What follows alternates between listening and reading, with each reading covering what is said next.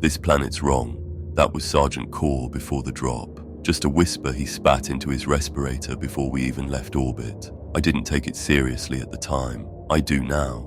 We touched down in a snowfield littered with rusted tank husks and broken augers. Everything creaked, even the air, even us. They say Isenbrach was once a mining jewel, deep veins of plasteel, frozen promethium pools, sub-zero crystal deposits blessed by the Martian creed. That was centuries ago. Now it's nothing but ash-flaked wind and dirt that crunches like teeth underfoot. We were sent here to find the last survey team. 10 men, 4 servitors, 1 Vox adept. All vanished. Not lost, not killed. Vanished. No last transmission. No sign echoes. No black box pings. Just a dead patch of silence spreading across administratum cartographs, like a bloodstain under parchment.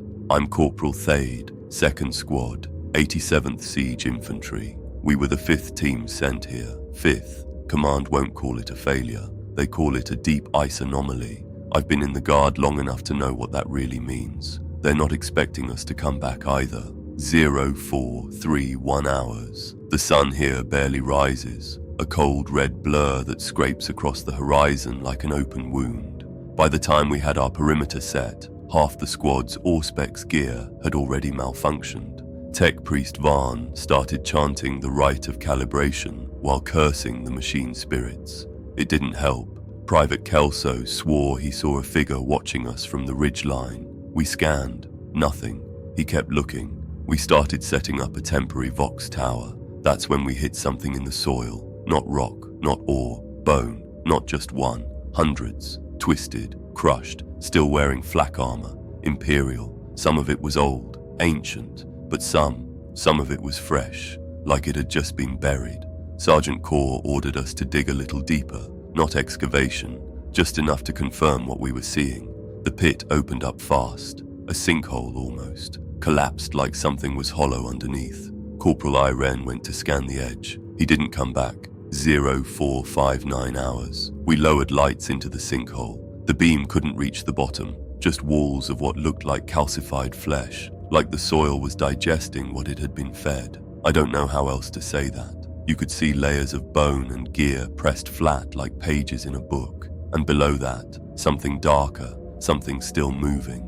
Kelso said he heard whispering. I told him it was the wind. I knew it wasn't. 500 hours. The Vox went static for 30 seconds. All of us heard it. This moment of sudden, pure silence. No wind, no hum from the generator, no breathing in our helmets. Just blank space, like the world held its breath. When it came back, the Vox had rewritten all of our squad tags. Mine said, Plethade 03+, but there is no Thade 01, no Thade 02, only me.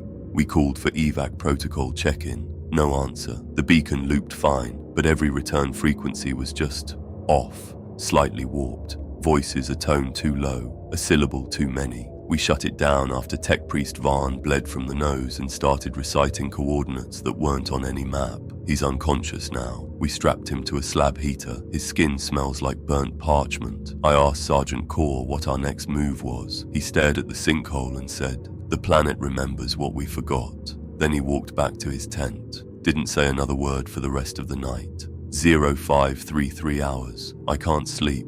I keep thinking about the dirt. How soft it felt beneath my boots. How the ice never crunches loud enough. And how the ground wants us quiet. They told us to stand clear. They told us not to disturb the soil. But Sergeant Core wanted confirmation. He said, if we don't send something back, they'll just send more of us. So we stayed, dug, watched, and then the pit opened. It didn't collapse like natural ground. It peeled back. The snow and frost sloughed off like a skin layer, crumbling into the dark. The edge widened, cracking in perfect circles. Layers of bone, steel, and black soil folded back in spirals, like a wound opening. And from within a sound, not a scream, not a howl, a breath. We lowered the lights again, infrared, lumen strips, mag lanterns. The pit went deeper than we could chart, at least 50 meters of visible strata. All of it is made from remains. Human remains. Skulls fused into wall curvature, ribs interlocked like scaffolding. Femurs are arranged like support struts. You could see flak armor, rebreather masks, and fragments of Vox helmets embedded in the walls. Private Kelso threw up inside his respirator. He wasn't the only one. 0615 hours, Vox Adept Eolan attempted a drone scan. The drone didn't return. Telemetry cut out halfway down. The last frame it sent showed a dark tunnel splitting off sideways, dug into the bone wall like a vein carved by a massive worm. Something was moving inside that tunnel, not walking, not crawling, shifting. Core issued an order for a tethered descent. 3-man team. No descent past 25 meters. He picked me, Kelso, and Sorn. Tech Priest Varn was still comatose, so we ran a manual line, bolted the anchor to a buried Chimera chassis. I clipped in first. As I dropped, the cold didn't feel like cold anymore. It felt like pressure, like falling through something alive. My boots tapped bone as I reached the ledge at 24 meters. 06, 32 hours. Sorn muttered a prayer to the God Emperor, a short one. Just a whisper. We were trained not to speak too loud in the open dark. The sound echoed, but not upward, downward. Something below whispered back. Kelso was panicking, kept asking why we could see movement on the wall. I told him it was the wind playing tricks, our lights shifting, but I saw it too. The bones were turning, slowly, reconfiguring like gears, fitting into new shapes. It was as if the pit was learning our structure, matching us. One skull shifted to look like Sorn's faceplate. He dropped his weapon and screamed. Sergeant Core's voice crackled over Vox. Abort. Pull up. Now. Too late. Kelso tried to climb. The tether twisted around him, the bones pulled. There's no other word for it. I saw his boot vanish into the wall, his leg, his hip. He screamed my name. Then his voice cut off like it was sucked down a drain. Sorn and I pulled with everything we had. But there was nothing left to pull. Only the tether, sliced clean. We reeled up the line. Nothing but a red-stained cord. Sergeant Core was already at the edge when we surfaced. He looked at the pit, then at me. Then he said, "They're not buried. They're waiting." 0701 hours. We closed the perimeter, laid down sacred salt and incense lines from the emergency supply crates. Eolan tried to bless the ground, but every machine prayer he recited came out in reversed syllables. He collapsed after uttering a line that translated roughly to, "I am the casket, I am the clasp, open me." He's stable now, but he's humming a hymn none of us know. And his breath mists inward. 0733 hours. Sergeant Core gathered us for briefing. No Vox out, no drone access, no satellite ping. We're alone. We'll camp one more night, then move east toward the dig site, marked on the old Munitorum charts. Site Kappa Delta. The snow's falling again. Thick, almost black. I think it's not snow. I think it's ash. Or maybe skin. Final note. I wrote this entry twice. The first version disappeared from my slate after I pressed send. The second one feels like I've written it before, like I'm stuck in the same thought, repeating it, recording the same death. 800 hours. We moved out at first light, or what passes for it on Isenbrach. Grey mist, ice crystals suspended in the air. The sun doesn't rise here, it just lurks behind clouds the color of bloodless skin. We traveled 6 clicks east. The Auspex pinged. Hollow ground. Old maps said it was a collapsed mine shaft from the initial colonization era, abandoned over a century ago. But someone forgot to file a correction because the entrance wasn't collapsed, it was open. 835 hours. The mouth of the tunnel was marked with rusted purity seals. Dozens of them. Most were shredded, dangling like wet parchment from the arch. They fluttered as we approached. No wind. Inside, the ground sloped down at a shallow angle, like a giant throat. We turned on the shoulder lumen packs and stepped in. No echo, no return ping from the Vox map. The walls didn't reflect sound. They swallowed it. Eolan said the tunnel was absorbing Vox frequencies, that the ground itself was ritualistically dampening signal integrity, whatever that means. Core told him to shut up and keep moving. 850 hours. We found the first sign of the missing team. A Vox recorder, crushed flat, still warm. It had one message stored in its memory, recovered partial. We were wrong. It's not dead. It's not even asleep. It's watching from inside the stone, from behind the voice. The rest was corrupted. 0902 hours. We passed beneath a sigil carved into the tunnel arch. It was shaped like an aquila, but wrong. Stretched, twisted. The wings had too many feathers, more than could fit on the stone. Private Wren touched it. His nose started to bleed. He mumbled something. Can you hear it breathing? We told him it was just stress, just pressure sickness, but he didn't answer, just walked slower. 0919 hours. The tunnels got tighter, more organic, not dug, not drilled, formed, like the walls grew around the void. We saw veins, actual veins, black, pulsing. Some of them twitched when the lumen packs passed over. Kelso swore he heard voices. We told him it was the echoes, but there were no echoes. 933 hours. We came to a dead end, not solid, a curtain made from human skin, stretched tight over the passage, stitched with wire, pressed flat with holy symbols etched in dried blood. Core ordered it cut. Wren volunteered. His blade touched the skin. It screamed, not a recording, not Vox feedback, a real, wet, human scream. The wall rippled, pulsed, pulled back, and behind it, more tunnel. The scream didn't stop, not for minutes. 0941 hours. We stepped through. The tunnel opened into a chamber, circular, perfectly smooth. In the center was a throne made of bone.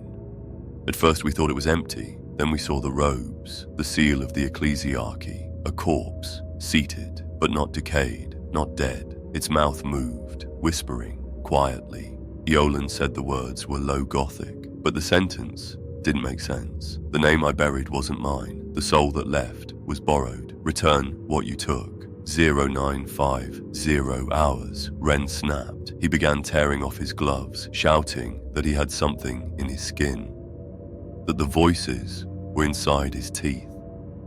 He bit through his own tongue, trying to get them out.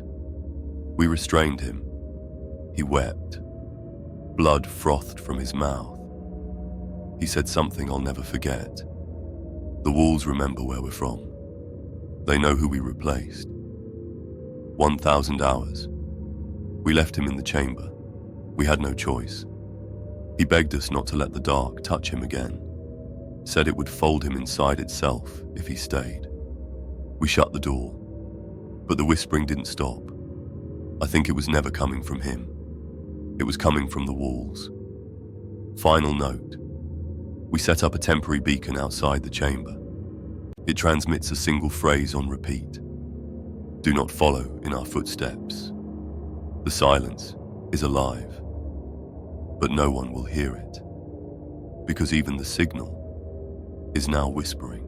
Time, estimated 11:15 hours. Status, mobile, light contact with unknown phenomena. Psychological contamination is suspected. Wren's screams stopped 10 minutes after we sealed the chamber. They didn't fade, they just cut off, like the air got tired of carrying sound. We tried to speak to him over Vox. Nothing, just silence, followed by a different voice using his comm channel.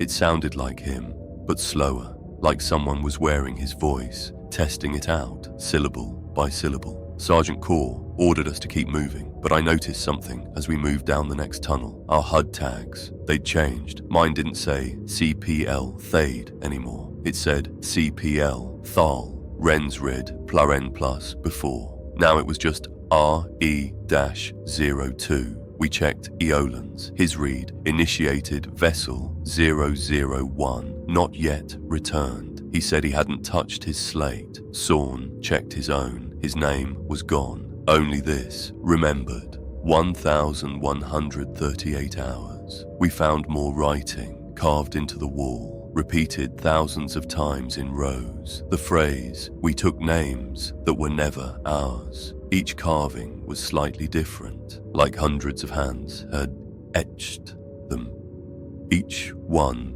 with failing memory or failing form.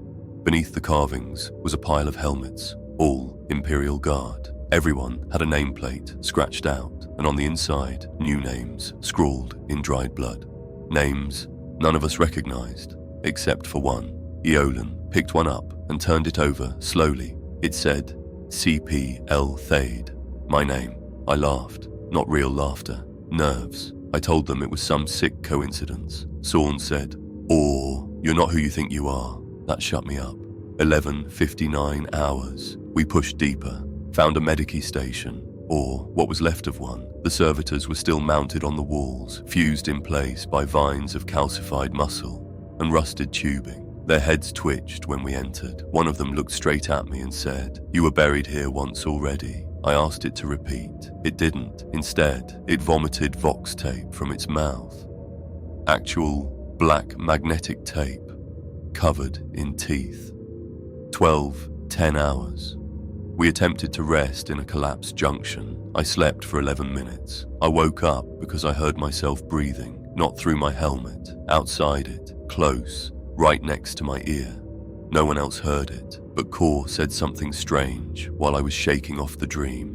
He said, "Thade, you were talking in your sleep." I told him I didn't dream. He said, "I know. You already told me that in the last deployment. I've never served under Kor before this mission." I checked his file when we were assigned together. He doesn't remember that, but he said it with certainty, like he'd lived it once. 12:33 hours.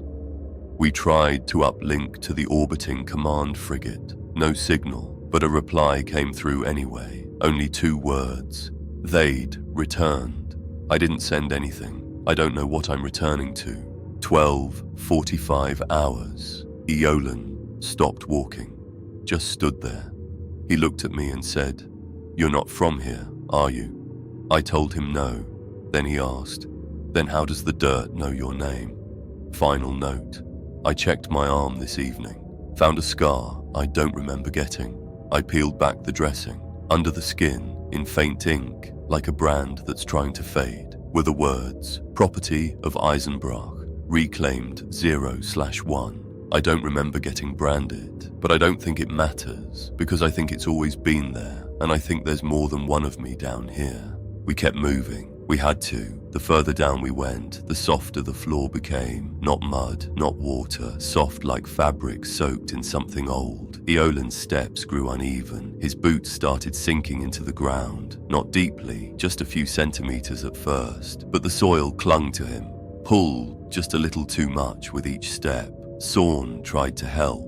When he grabbed Eolan's shoulder, he gasped, said Eolan's armor felt warm, like it was bleeding from underneath. 1,445 hours. Kor ordered a rest in a side tunnel. Narrow, coffin-shaped, no wind, no echoes. We laid Eolan against the wall and tried to pry off his helmet. It didn't budge. The mag seals were fused, not locked. Fused, melted shut like his skin and armor had grown together. He began to mutter, slow, distant, repeating one phrase over and over. "We never left the surface. We never left the surface." 1,453 hours. I stepped away from the group for a moment, just to breathe, but when I turned around, they weren't behind me. The tunnel was gone. No sound, no light, just a solid wall. Same texture, same color, seamless, like the corridor had folded itself shut the moment I passed through it. I spun back and saw another tunnel, same angle, same dust, same everything. I ran down it, found myself back where I started, except the walls were closer now. And Eolan was gone. 1,500 hours. I heard something behind me. Crunch. Just one step, then silence. I turned and nothing was there, but where my footprints had been in the dirt, there was nothing, just flat soil, as if I'd never walked there at all. 1,511 hours. Sorn voxed me. His voice was breaking with static, like he was calling from underwater. He said, "Thade, stop walking. The more we move, the deeper we go. I can see you walking past me, but you're not there. Something's wearing you." Then silence. Then breathing. Long, wet, too close breathing. Not in the Vox, inside my helmet. 1,523 hours, I found Kor again. Or I think I did. He was standing motionless in a side alcove, head bowed, weapon lowered. I approached, calling his name. He didn't respond, but as I got closer, I saw that he wasn't standing. He was suspended. His feet didn't touch the ground. The soil had risen around his boots, grown like roots, wrapping his legs, holding him upright. I reached for his shoulder. His head snapped up, and he said, in my voice, "It's all right, Thade. You're already buried. You just haven't stopped moving yet." I ran blind. I ran because my body remembered how. Even if my mind was unraveling, I tripped, fell, hit my head against the wall. My HUD went red. When I came to, I was standing. Not lying. Standing. Upright. Backpack secure. Rifle in hand. But I don't remember standing up. And the tunnel I woke in, it wasn't the one I ran through. There were no tracks. Just smooth ground. Like I had been placed there, like I was being positioned. 1,547 hours. I checked my boots. They were heavier. I took one off. There was dirt packed inside, packed around my foot, hard as cement, and something was carved into the inside lip of the boot, scratched from the inside out. Do not walk. Do not sink. Final note. I don't think the planet kills you by crushing or choking. It doesn't collapse tunnels or bury you in rubble. It just makes you forget where the surface is. You keep walking down, thinking you're alive, thinking you're moving forward, but you're already part of it, already still, already buried. We kept moving. We had to. The further down we went, the softer the floor became. Not mud, not water, soft like fabric soaked in something old. Eolin's steps grew uneven. His boots started sinking into the ground. Not deeply, just a few centimeters at first, but the soil clung to him, pulled just a little too much with each step. Sorn tried to help. When he grabbed Eolin's shoulder, he gasped, said Eolin's armor felt warm, like it was bleeding from underneath. 1,445 hours. Core ordered a rest in a side tunnel, narrow, coffin-shaped, no wind, no echoes. We laid Eolin against the wall and tried to pry off his helmet. It didn't budge. The mag seals were fused, not locked. Fused, melted shut like his skin and armor had grown together. He began to mutter, slow, distant, repeating one phrase over and over. We never left the surface. We never left the surface. 1,453 hours. I stepped away from the group for a moment, just to breathe, but when I turned around, they weren't behind me. The tunnel was gone. No sound, no light, just a solid wall. Same texture, same color, seamless, like the corridor had folded itself shut the moment I passed through it. I spun back and saw another tunnel, same angle, same dust, same everything. I ran down it, found myself back where I started, except the walls were closer now. And Eolin was gone. 1,500 hours. I heard something behind me. Crunch. Just one step, then silence. I turned and nothing was there, but where my footprints had been in the dirt, there was nothing, just flat soil, as if I'd never walked there at all. 1,511 hours. Sorn voxed me. His voice was breaking with static, like he was calling from underwater. He said, "Thade, stop walking. The more we move, the deeper we go. I can see you walking past me, but you're not there. Something's wearing you." Then silence. Then breathing. Long, wet, too close breathing. Not in the Vox, inside my helmet. 1,523 hours, I found core again. Or I think I did. He was standing motionless in a side alcove. Head bowed, weapon lowered. I approached, calling his name. He didn't respond, but as I got closer, I saw that he wasn't standing. He was suspended. His feet didn't touch the ground. The soil had risen around his boots, grown like roots, wrapping his legs, holding him upright. I reached for his shoulder. His head snapped up, and he said, in my voice, "It's all right, Thade. You're already buried. You just haven't stopped moving yet." I ran blind. I ran because my body remembered how. Even if my mind was unraveling, I tripped, fell, hit my head against the wall. My HUD went red. When I came to, I was standing. Not lying. Standing. Upright. Backpack secure. Rifle in hand. But I don't remember standing up. And the tunnel I woke in, it wasn't the one I ran through. There were no tracks. Just smooth ground. Like I had been placed there, like I was being positioned. 1,547 hours. I checked my boots. They were heavier. I took one off. There was dirt packed inside, packed around my foot, hard as cement, and something was carved into the inside lip of the boot, scratched from the inside out. Do not walk. Do not sink. Final note. I don't think the planet kills you by crushing or choking. It doesn't collapse tunnels or bury you in rubble. It just makes you forget where the surface is. You keep walking down, thinking you're alive, thinking you're moving forward, but you're already part of it, already still, already buried. We weren't the first. We weren't even the fifth. That was a lie they told us in orbit, that we were the fifth detachment sent to investigate the silence. I've seen the truth now. We are the 100th. I found the records, scratched into a shrine, sealed behind a wall of pulsing muscle, an ossified bone, hidden deep, forgotten, or maybe deliberately buried. Inside was a data slate, old, rusted, but still functional. Barely. Adeptus Mechanicus registry, confirmed deployment cycles, 97 separate units. 2,211 Imperial bodies were logged as non-recovered. Each is labelled assumed expired due to substructure collapse. No collapses ever occurred. Deeper still, the tunnel narrowed again. Bone folded over bone, veined with tubing that still leaked coolant or blood. I can't tell anymore. I dropped my auspex hours ago. It started shrieking when we passed a chamber filled with statues, not made of stone, made of flesh. Frozen. Still.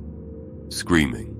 Locked in poses of agony, hands fused to faces, expressions burned into melting skin, all of them clad in Astra Militarum gear. Badges are still readable. One of them wore my name. Not Thade, not Thal. Just C.T.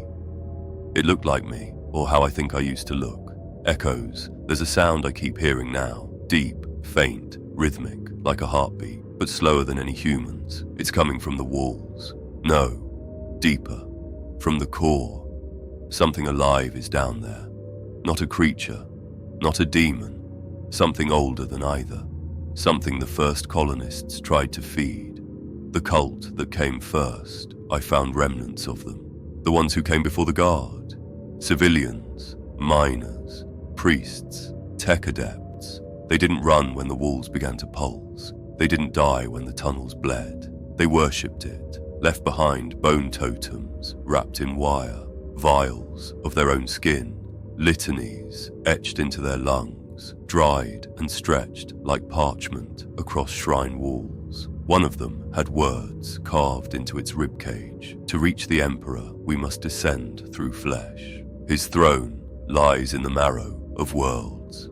Deeper I'm crawling now. Can't walk anymore. The ground moves with me, pulling slightly forward with each breath I take, like it wants me deeper. I should be afraid. I'm not anymore. The soil under my palms is warm. It cradles me when I fall. It heals my bruises faster than they should heal. I think it's repairing me. I think it's remaking me. Final entry, if this is still me. They thought they could mine Isenbrach, strip it for ore, bleed it dry.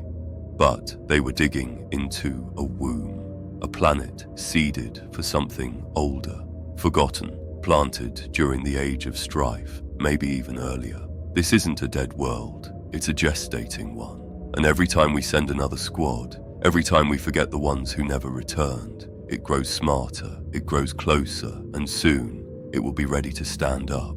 I found a chapel, not ruins, not an ancient husk, a functioning chapel buried beneath layers of vein-wrapped stone and black muscle, hidden beyond a door made from kneecaps and spinal columns fused into an arch, still warm to the touch. Inside, candles burned, real candles melted into bone holders, wax dripping onto pulsing flesh floor tiles. The smell wasn't wax, it was fat, human fat. There were people inside, or what used to be people, dozens of them, kneeling in rows, draped in burial shrouds.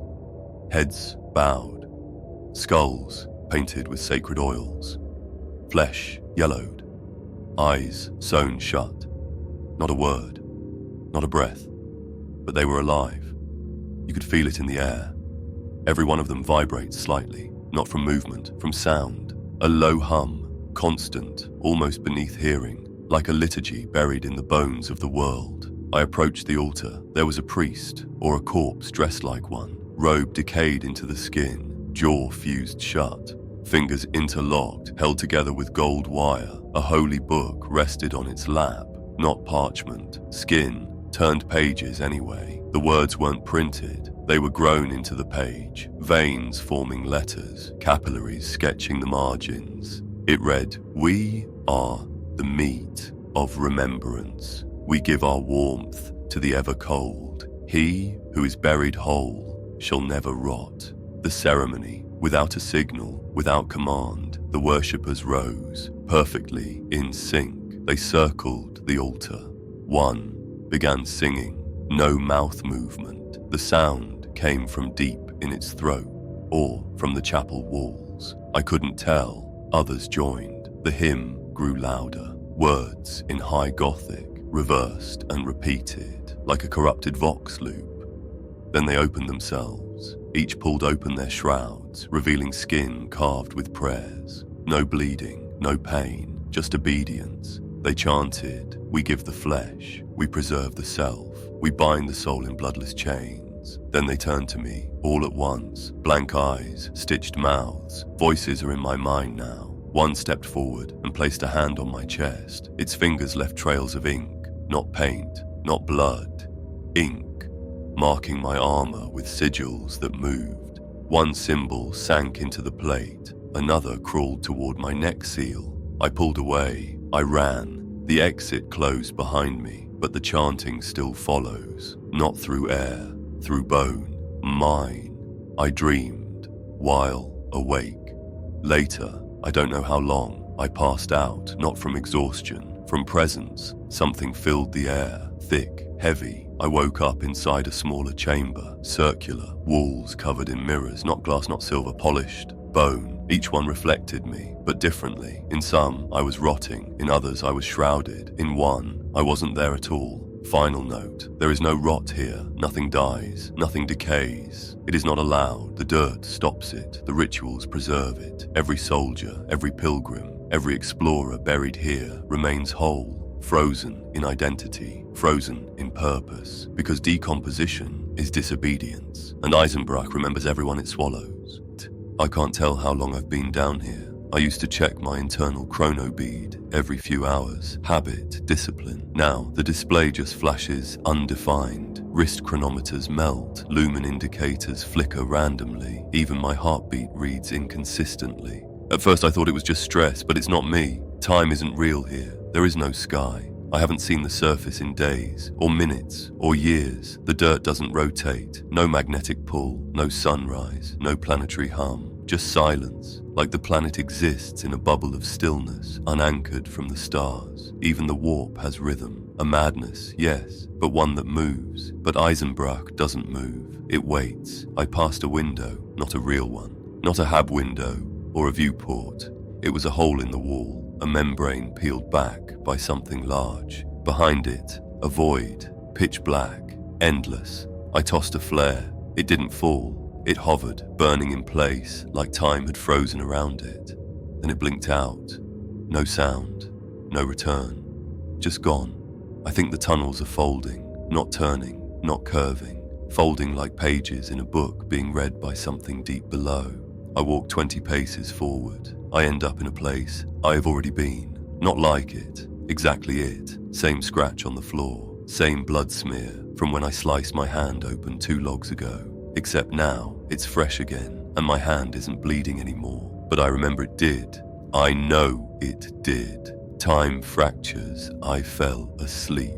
Woke up to Sorn, watching me. Except Sorn is gone, was gone. Dead or absorbed or changed, I don't know. But there he was, squatting silently, helmet off, eyes black and dripping. He whispered, "You've only been down here an hour," then blinked, then said, "You've been down here for a century," then stood up, turned to the wall, and stepped into it, like it opened for him, like it knew him, like he never left. I keep seeing reflections of myself, in pools of blood that don't dry, in metal that shouldn't shine, in the polished back of a skull I swear wasn't there the day before. Each reflection is older, each one has less face and more bone. One of them smiled at me, only I wasn't smiling. Dead air. I tried to speak a prayer aloud today. Nothing came out, not silence, just absence. The words died before they left my throat. The air doesn't carry sound anymore. Or maybe the air is listening and doesn't like what I'm saying. I looked up, out of instinct. There's no ceiling, no roof, just black, deep, hollow, waiting. I fired a flare. It went up and never came back down. And for a second, I thought I saw stars, but they weren't stars. They were eyes, blinking, watching, then closing again like they were going back to sleep. Final note. Time is broken here, not warped, not bent, denied. There is only the now, and the now is rotting slowly around me. But I am not decaying. None of us are, because down here, you don't get old. You just become part of the stillness. There are voices in the stone. Not echoes, not hallucinations. Voices. They speak when I'm alone. They whisper when I sleep. They call me by name, but not one name. All of them. I woke in a chamber of skulls, stacked from floor to ceiling, mortared in fat and regret. Every surface bore a face. Some grinning, some screaming, some blank, masks of lives forgotten. Each skull had a name carved on the forehead. Some in high Gothic. Some in the script I'd never seen, some in my own handwriting. All were familiar. One said, Thard. Another, Thal. Another, me. I ran my fingers over one of them. It was warm. The name burned under my hand, not just into my skin, but into my mind. And suddenly, I remembered a life I hadn't lived. Not a dream, a life, a deployment on a jungle world, a firefight in a trench, a woman's voice on a pre-recorded message. Come home safe, but I've never been to a jungle world. I've never had a home to go to. So, whose memory was it? The skull laughed, no jaw moved, but the sound echoed from the inside of my helmet. We remember for those who break. We store what they lose. We are the archive of pain. I tried to leave the chamber. Every exit looped back. The path curved around me like I was the center of something circular, a thought trapped in an orbit I couldn't break. The walls whispered, you were here before. You left yourself behind. Take your memory back. Finish being you. I found bones arranged in a circle. In the center, a helmet, mine, or someone who wore it like I did. Inside was a data slate, sealed with my old command code from 2 deployments ago. I shouldn't have access to that, but I did. It opened automatically and played a video log. Grainy, faint light, me, looking into the camera, eyes hollow, saying, if you're seeing this, then I'm gone, or I was, or you're me again. We tried to burn the dead. The soil put them back. We tried to forget them. The walls remembered. We left ourselves in pieces, hoping not to be whole. But the dead remember, and they want you to finish remembering too. The log ends with coordinates I can't read, only feel. They pulse in my temple like a second heartbeat. I think they're pulling me somewhere, not a place, a person, or what's left of one. Final note, the skulls talk less now. They listen more, waiting, because I'm almost done becoming myself again, whoever that was, whoever that will be. Down here, identity isn't worn. It's grown like fungus on old bones. And the dead, they are soil. They are the foundation, and they remember everything we want to forget. I thought the tunnels were endless. I was wrong. They were leading somewhere. I broke through a wall of calcified resin, had to claw at it with my bare hands, tore 2 fingernails off before the flesh gave way. What I found behind it wasn't a tunnel. It was a skyline, buried, inverted, a city, an entire hive, upside down. Skyscrapers made of bone and rotted steel jutted down from the ceiling like teeth. Walkways hung like webbing. Void lights still pulsed faintly from half-collapsed blocks. It stretched as far as I could see in the dark. A city buried alive. And worse, preserved. I climbed downward. What used to be the underside was now the surface. But no rot, no ruin. Everything looked paused, like someone hit stop on a holovid. Flyers frozen in mid-crash. Railcars stalled on rusted rails. Thousands of windows open, full of half-lived lives. Plates of uneaten rations, still burning incense in shrine nooks. The city didn't fall. It was placed here. The walls around the city were ribbed, not architectural, but organic. Muscle fiber as support beams, cartilage struts fused with rebar. It was like the planet built a sarcophagus around the hive, not to destroy it, but to keep it whole. I walked through a hab zone, found an enforcer station, still intact. Logbooks on the table. One had my name on it, not CPL Thade, just Tyvac Marn. That was me once. Before this war, before this regiment, before everything. But I've never been here, except I remember it now. I remember the alley behind the station, the taste of dust and promethium in the air, the name of the child who brought me tea on patrol. Lan. But I've never met him, have I? I kept walking. I found coffins stacked in neat rows down every corridor. Thousands, each with a nameplate, each sealed, except one. It was open. Inside, armor like mine, body like mine, face like mine, a copy, or maybe the original. It had my scars, my regimental tattoo. Its eyes were open. It smiled when I looked down. Then it blinked. I stumbled back, and the coffin sealed itself. The lid pulled, shut, like flesh, healing over a wound. The lights in the corridor dimmed, then turned toward me. Not flickered, turned. Every lumen strip twisted slightly in its housing, like an eye swiveling in a socket. The walls groaned, not from weight, but from satisfaction, like the city saw me and liked what it saw. I ran, found another chamber, bigger, wider, a transit hub, maybe. But the trains weren't on track. They were built into the walls, like veins, like arteries. People still sat inside, still breathing, eyes open. Some wore uniforms. One of them wore mine. Final note: the city was never meant to live. It was meant to last. It's not a grave. It's a library, and I think it's still growing. With every name we forget, every soldier left behind, every memory we try to bury, the city remembers, and it wants me to stay. The city is alive. I know that now. Not metaphorically, literally. The walls breathe, the pipes pulse, the floors whisper in machine code so old, even the tech adepts would weep trying to pass it. But it's not just alive, it's growing. I found a manufacturer, at least it was eyes. One Tinnen.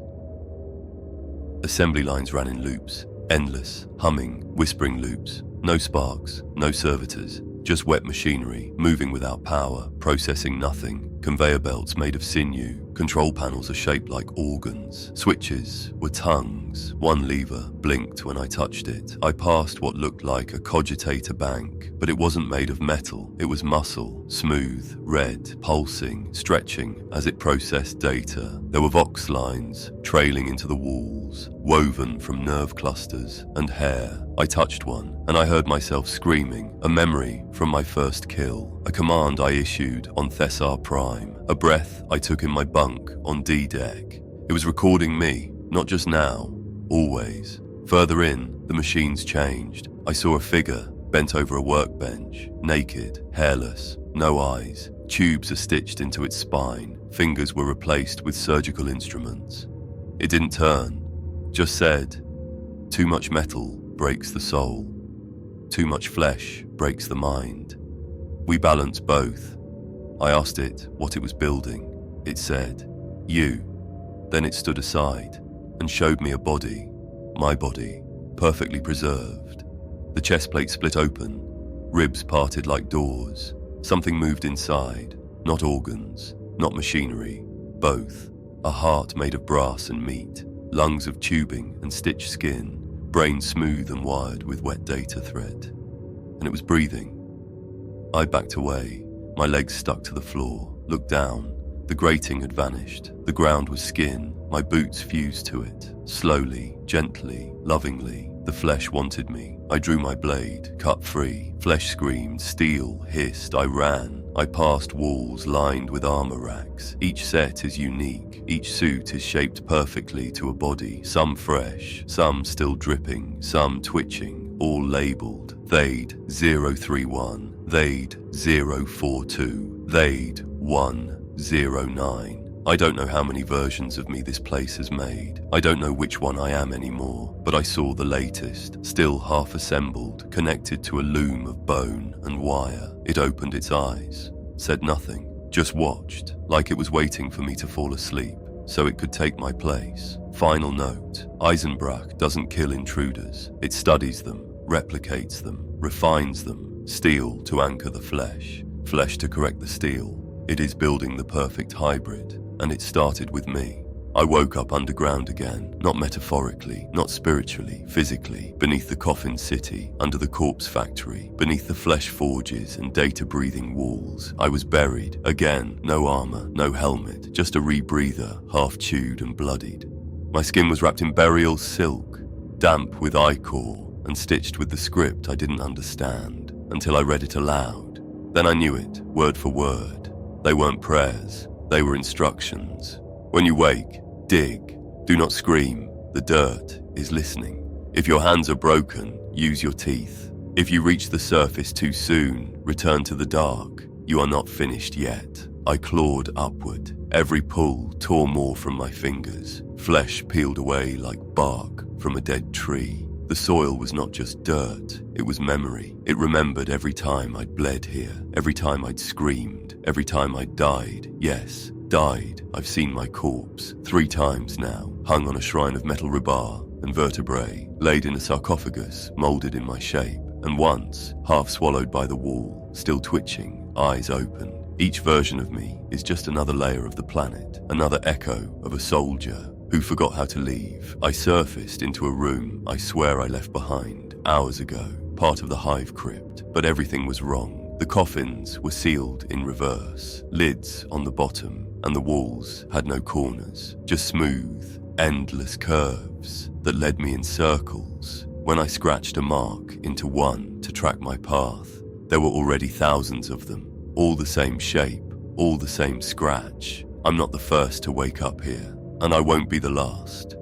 I found a voice log embedded in the bone, a whispering thread. I tuned into it. My voice, older, slower, calmer. It said, "Don't resist the second burial. The first is the body. The second is self. Let it take the parts you can't carry anymore. You'll be lighter. You'll be ready. Ready for what? For who? Or am I becoming what the planet needs? I'm no longer sure I have a name. I wear one, like armor, but beneath it, I'm just another seed, waiting, rooting, becoming part of Isenbrach's harvest. Final note, I am not dead, but I am no longer separate. This planet plants people. It grows them, multiplies them, spreads them like spores in a forgotten crypt garden. I tried to escape, and it just buried me again, and again, and again, until I started growing roots. There is something beneath all this, beneath the dirt, beneath the bone, beneath the memories. It's not a god, it's not a demon, it's not even alive in the way we understand it, but it hungers, and we've been feeding it for centuries. I followed the sound again, the hum I heard back in the shrines, the one inside the city walls, the same hum that breathed beneath the skin of the machines. It got louder, not with decibels, with weight. Every step felt heavier, every breath harder. The soil became sponge-like, not wet, not dry, something in between, like walking through a stomach. I came upon roots, long, pale, threaded through rock and metal and bone-like veins. At first, I thought they were from trees, but nothing grows down here.